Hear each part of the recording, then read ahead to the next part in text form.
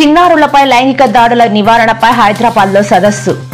నేరస్తుల్ని వదిలిపెట్టే ప్రసక్తే లేదు అంటూ సీరియస్ వార్నింగ్ ఇచ్చిన సీఎం రేవంత్ రెడ్డి.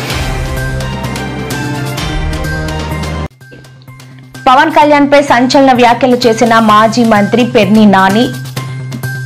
షూటింగ్ లో ఉండే పవన్ కళ్యాణ్ చిక్కడు దొరకడు అంటూ ఎద్దేవా.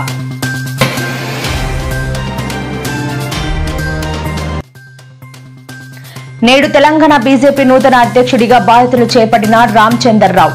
హాజరైన కేంద్ర మంత్రి కిషన్ రెడ్డి, ఎంపీ డీకే అరుణ.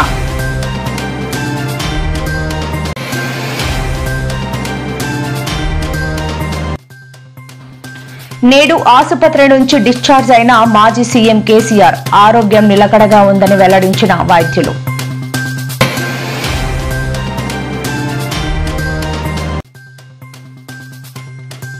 నేడు గుడివాడ 1 టౌన్ పిఎస్ కు వెళ్లిన కోడాలి నాని, రావి వెంకటేశ్వరరావు వస్త్ర దుకాణంపై దాడి కేసులో బయలు.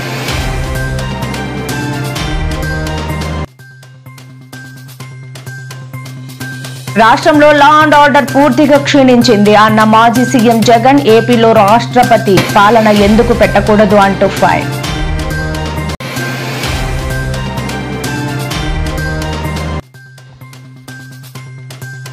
తెలంగాణ మహిళలకు డిప్యూటీ సీఎం బట్టి భారీ శుభవార్త. 20,000 కోట్ల వడ్డీ లేని రుణాలు పంపిణీ.